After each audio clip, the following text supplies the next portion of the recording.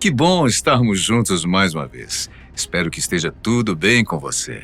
Visto pela primeira vez em 17 de janeiro de 1786 pelo astrônomo francês Pierre Méchain, o cometa 2P Encke, ou simplesmente Encke, não é tão famoso quanto o Halley, mas, até o momento, é o cometa que mais circula ao Sol, com uma periodicidade média de 3,3 anos. Vamos entender juntos nesse vídeo por que é que alguns astrônomos estão preocupados com as suas passagens, principalmente a partir do ano de 2027, quando ele poderá se aproximar um pouco mais do nosso planeta. Quais problemas ele pode trazer à humanidade? Será que ele poderá se chocar contra nós? Uma coisa é certa, parte da comunidade científica tem perdido o sono por causa disso. Há evidências que sugerem que um cometa tenha sido um dos protagonistas em eventos antigos, mas importantes, ocorridos na Terra, como o Dryas recente, quando houve um resfriamento global repentino, que acabou ocasionando uma mini-era do gelo há cerca de 12.900 anos. Para tais cientistas, uma nova ocorrência como aquela não pode ser descartada. Quando foi descoberto, o Encke realizava uma órbita cada vez mais próxima do Sol. Tão próxima que estava mais perto do astro que o planeta mais próximo, que é Mercúrio. No entanto, devido às condições do tempo, Méchain não teve outra oportunidade para concluir as suas observações. A sequência foi registrada por outro astrônomo, o também francês Charles Messier, apenas 2 dias depois. Quase 10 anos depois, em 7 de dezembro de 1795, foi a vez da astrônoma inglesa Caroline Herschel observá-lo e fazer as suas anotações.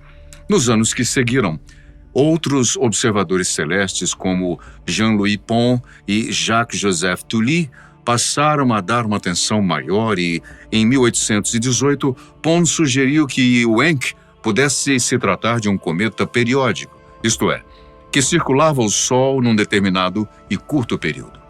No ano seguinte, o astrônomo alemão Johann Franz Encke, que na época era diretor do Observatório de Berlim, tentou calcular a órbita desse cometa e demonstrou que ele possuía um período de somente 3 anos e meio, perfazendo uma órbita semelhante à que os seus colegas anteriores haviam sugerido.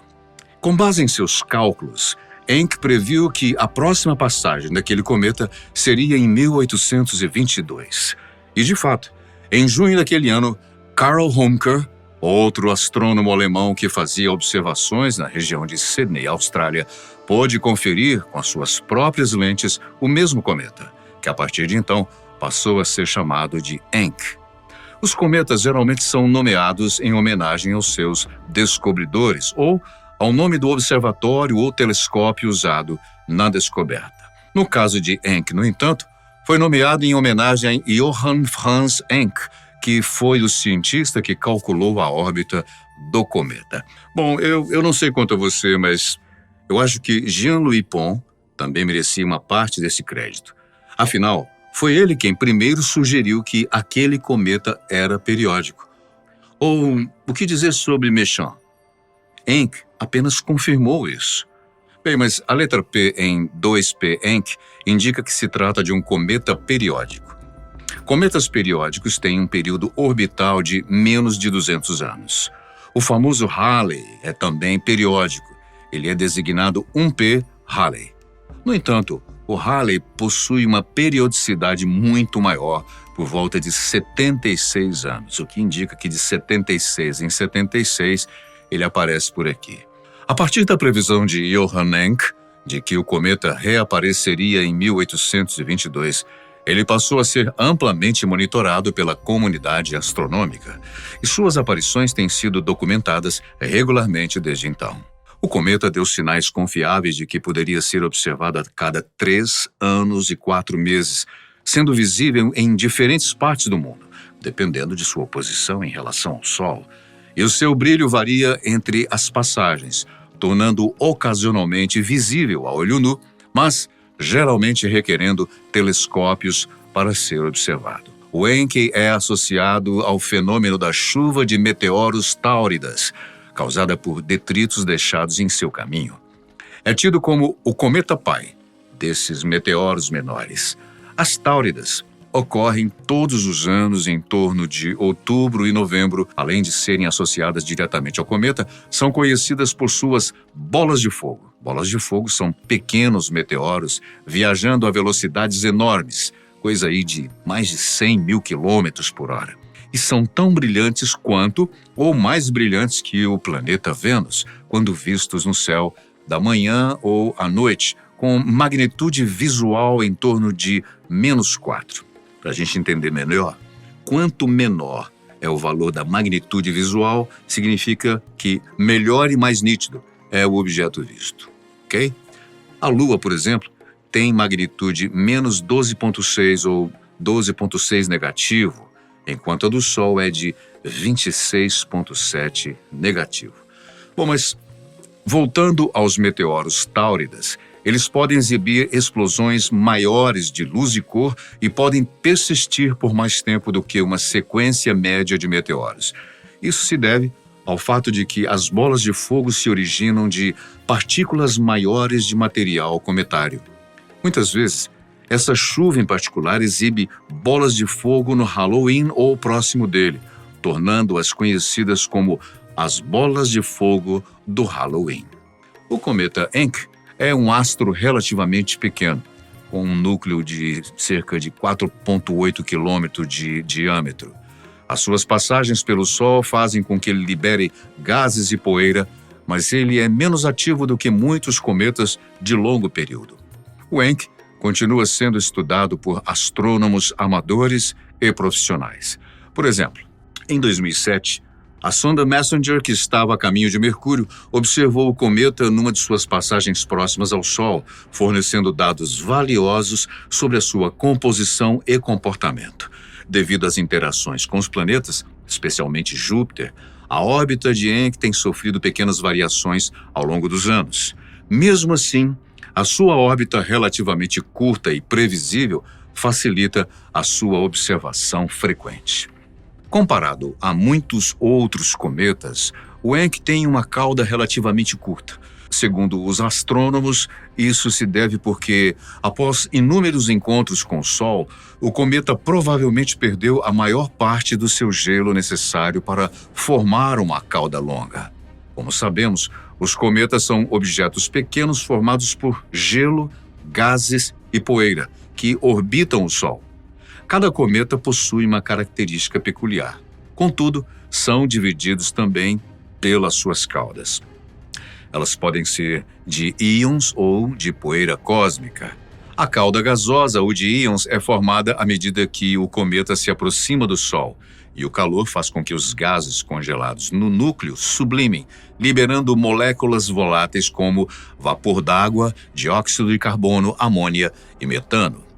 Essas moléculas são ionizadas pela radiação ultravioleta do Sol, ou seja, perdem elétrons e se tornam carregadas eletricamente. O vento solar, que é um fluxo constante de partículas carregadas de prótons e elétrons emanado do Sol, empurra esses íons para longe do cometa. Isso forma uma cauda de íons que sempre aponta diretamente na direção oposta ao Sol, independentemente da direção em que o cometa esteja viajando.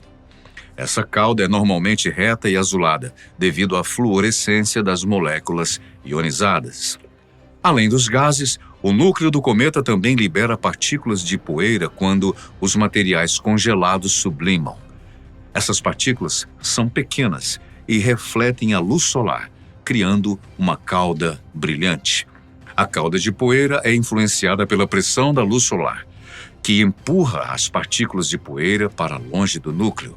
No entanto, como as partículas são mais pesadas que os íons, essa cauda tende a ser curva e não reta, como a de íons. A cauda de poeira segue aproximadamente a órbita do cometa, formando um arco que pode se estender por milhões de quilômetros. Ela é geralmente amarelada, refletindo a luz do Sol. De qualquer forma, as caudas podem se estender por milhões de quilômetros no espaço, dependendo da intensidade da atividade do cometa e da distância que ele se encontra do Sol. À medida que o cometa se afasta do Sol, ele esfria e a sublimação diminui, fazendo com que as caudas desapareçam até que o cometa se aproxime novamente do astro-rei em sua próxima órbita. Bom, até onde se sabe, os cometas que vagam pelo sistema solar podem se originar de duas regiões distintas: do cinturão de Kuiper e da nuvem de Oort. E de qual dessas regiões o Encke teria se originado? Segundo diversas pesquisas já realizadas por astrônomos do mundo todo, os cometas de curto período são comumente originados do cinturão de Kuiper, uma região do sistema solar localizada além da órbita de Netuno, onde há um vasto número de objetos gelados e corpos primordiais remanescentes da formação do sistema solar. Esse cinturão é conhecido como uma das principais fontes de cometas de curto período, como o Encke.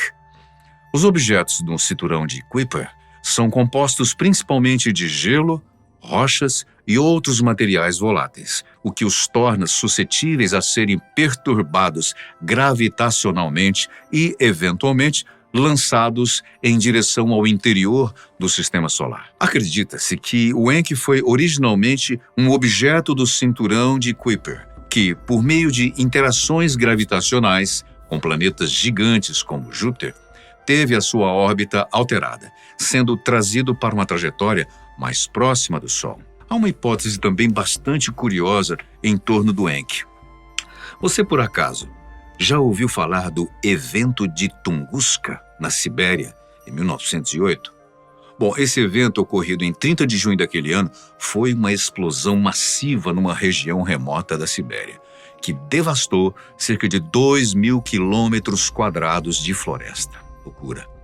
Alguns cientistas acreditam que o evento foi causado pela explosão de um objeto celeste na atmosfera, provavelmente um asteroide ou um cometa que não chegou a atingir a superfície da Terra, mas explodiu no ar, liberando uma enorme quantidade de energia, estimada aí em 10 a 15 megatons de TNT.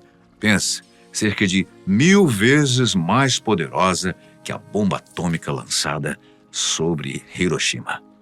E como o Encke está associado à chuva de Táuridas, alguns astrônomos já sugeriram que o objeto que explodiu em Tunguska pode ter sido um fragmento maior ou um pedaço de material relacionado ao cometa Encke, já que ele se desintegra ao longo de sua órbita. Bom, a Terra passa pela corrente de meteoroides das Táuridas 2 vezes por ano, e é sabido que a corrente que contém fragmentos de diversos tamanhos.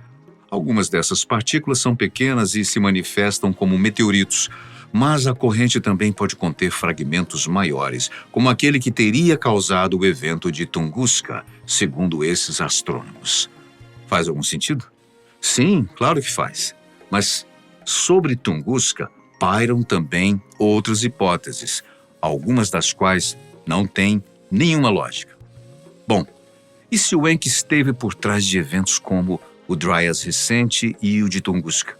É possível que ele possa causar um novo evento, uma nova mudança de clima, por exemplo? Bom, de acordo com alguns cientistas, o Encke pode sim ser responsável não só por alterar o clima, mas pode causar uma verdadeira hecatombe mundial. Vamos primeiro entender como foi o Dryas recente, que é um dos primeiros modelos usados pelos cientistas para tentar descrever o que a humanidade pode começar a sentir a partir de 2027, quando o Encke retornar. Então, se liga aí. Há cerca de 12.900 anos, o planeta passou por um período de congelamento abrupto, que durou mais ou menos 1.300 anos. Esse congelamento, segundo cientistas, pode ter sido provocado pela explosão de um enorme cometa. Mas como assim? 2 estudos recentes, publicados no The Journal of Geology, uma revista americana que divulga pesquisas sobre geologia desde 1893, revelam amostras de gelo e sedimentos que sustentam a ideia de uma mudança climática causada por um impacto, conhecida como Dryas recente. Segundo os pesquisadores, As análises de amostras formadas na época dos impactos e coletadas em diversos locais ao redor do mundo sugerem que gigantescos incêndios criaram uma nuvem que bloqueou o Sol, resultando numa era glacial que durou pouco mais de 1000 anos. A teoria propõe que um grande cometa fragmentado foi o responsável, com os pedaços impactando a Terra e causando o desastre.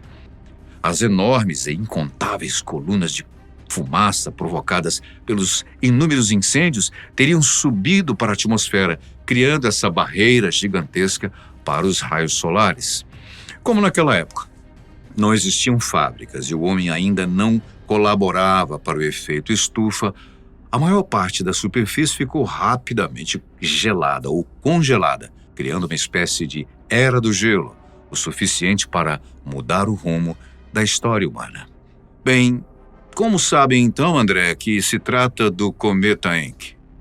O cometa Encke, pelo que se sabe, está no sistema solar há milhares de anos. Além da sua periodicidade, ele também dá mostras de que foi duramente castigado e lapidado de forma aleatória durante todo esse tempo. As análises apontaram que o cometa que causou o Dryas recente deveria ter dimensões que alcançavam os 100 quilômetros, e o que restou dele ainda permanece orbitando as redondezas entre o Sol e a Terra. Mas de lá para cá, não só o formato e o tamanho deste cometa foram afetados, como também a sua rota, que foi se ajustando até chegar à sua atual órbita de Encke. Não há como afirmar com toda certeza nesse caso, mas é uma possibilidade muito grande, acreditam os pesquisadores. A teoria do Dryas recente ajuda a explicar a extinção em massa de algumas espécies mamíferas que viviam na América do Norte, como o tigre de dentes de sabre, mamutes, preguiças gigantes e mastodontes, que ocorreu há cerca de 11.000 anos. Você pode estar se perguntando, uma ocorrência como essa pode acontecer novamente? É uma boa pergunta. E necessária. Com a quantidade de pessoas que há no mundo, quais seriam as consequências? Bem, segundo os cálculos, e se o Encke não encontrar nenhum obstáculo à sua frente, ele passará por aqui novamente em 2027. Como sempre, ele tem encontro marcado com as Táuridas, e é aí que mora o perigo. Vamos pensar junto aqui. Numa hipotética aproximação demasiada do nosso planeta, a gravidade poderá ser uma das coadjuvantes nesse cenário apocalíptico. Digamos que algumas centenas de meteoroides colidam com o núcleo, ou coma, do cometa Encke, como aconteceu no Dryas recente. A consequência imediata são pequenas explosões no coma, que acarretará no desprendimento de rochas de dimensões variadas. Ao se desprenderem do cometa, essas rochas podem seguir caminho ainda atraídas pelo bólido, como também podem se distanciar e, atraídas por outro astro muito maior, que é o planeta Terra, cair na atmosfera terrestre, puxadas pela força da gravidade. Os pedaços menores normalmente são queimados inteiramente na entrada da nossa atmosfera, enquanto que os maiores, como já é historicamente comprovado, colidem com a superfície. Olha, não estamos falando de poucas dezenas de meteoros, mas de milhares, talvez dezenas de milhares que consigam ultrapassar a barreira atmosférica e atingir o solo. E não é de forma localizada, mas sim espalhada, como algumas caindo nos continentes, outras nos oceanos. Imagine milhares destes caindo sobre prédios e casas, ou mesmo sobre densas florestas em pleno verão. Além da destruição material, formação de crateras de todos os tamanhos, incêndios de diversos pontos no planeta, haveria ainda o agravamento climático, pois a poeira e a fumaça densa invadiria a atmosfera como aconteceu. Eu já falei aqui, há quase 13.000 anos e uma nova era glacial recomeçaria. Que cenário, hein? E é possível? Bom, possível é, mas há um fator que tira um pouco do cenário, talvez exagerado, graças a Deus. Estamos levando em consideração o que o Encke provavelmente fez há 13.000 anos atrás, ok? Mas não consideramos que, de lá para cá, ele pode ter perdido muito da sua massa.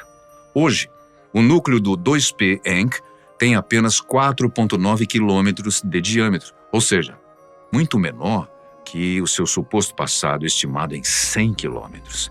Portanto, a não ser que o cometa todo errasse o rumo e viesse parar diretamente na superfície da Terra, que Deus nos livre, é muito pouco provável que se partem milhares de rochas gigantescas e cause danos muito mais sérios.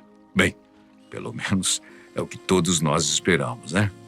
Afinal, em se tratando de universo, há muita coisa que ainda não conhecemos ou não dominamos. A natureza desse universo é uma delas. Muito obrigado pela sua companhia, sempre tão especial. Deixe aí os seus comentários sobre o assunto, se você gostou do tema, e a gente se vê no próximo vídeo.